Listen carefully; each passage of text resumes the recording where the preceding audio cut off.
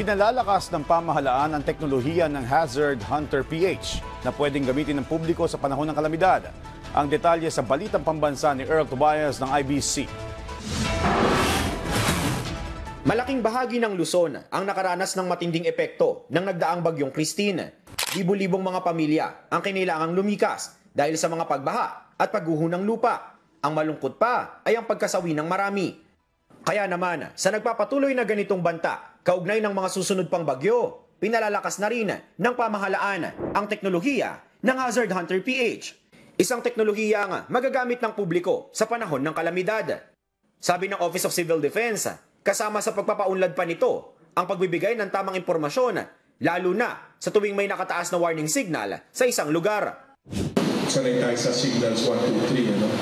So yung predictive capability, very visual yan.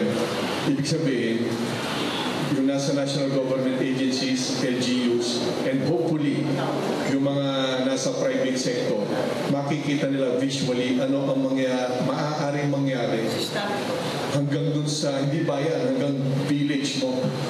Makikita mo na dun yung itsura few days before mangyari yung halimbawa ang bagyo.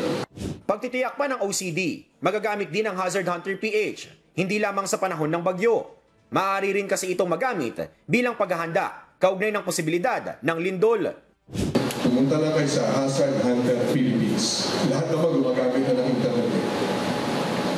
Pindutin nyo, ilagay nyo yung specific address ninyo, malalaman nyo gaano kayo kalayo, halimbawa sa phone system. At pag nakita nyo yung bahay nyo, nasa ibabaw nun, mag-isip na kayo. Kasabay ito ng pagdidiin na ang paghahanda ay isa sa pinakamabisang sandata ng sinuman laban sa anumang banta ng kalamidad o sakuna. Mula sa IBC 13, ako si Earl Tobias para sa Balitang Pambansa.